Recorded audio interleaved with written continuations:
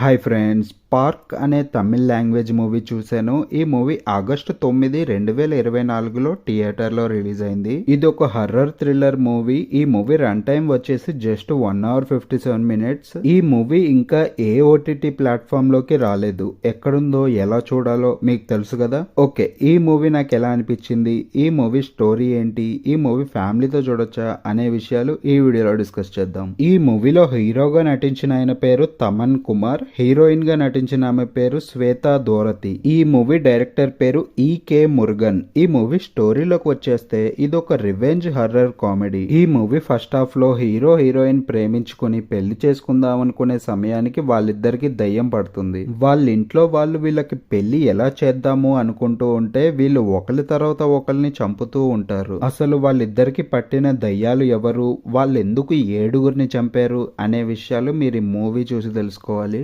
నాకైతే ఈ మూవీ కొంచెం బోర్, కొంచెం కామెడీ లాగా అనిపించింది. హర్రర్ అన్నారు గానీ ఎక్కడా నాకైతే భయం వేయలేదు. ఈ మూవీలో 2 చోట్ల గ్రాఫిక్స్ వర్క్ చేశారు, అదంత వర్కౌట్ అవ్వలేదు. సాంగ్స్ యావరేజ్ గా ఉన్నాయి. ఒక బార్ లో జరిగిన సాంగ్ యొక్క లిరికల్స్ బాగున్నాయి. ఇప్పుడు నేను చెప్పిన అన్నిటికీ కారణం ఇది ఒక లో బడ్జెట్ మూవీ, కొంచెం షార్ట్ ఫిల్మ్ లాగా అనిపిస్తుంది. ఈ మూవీ నేను మీకు చూడమని చెప్పను, చూడొద్దని చెప్పను. ఈ మూవీ నాకు ఎలా అనిపించింది అనే విషయాలు ఈ రివ్యూ వీడియో ద్వారా మీతో పంచుకున్నాను. ఆ తర్వాత మీ ఇష్టం.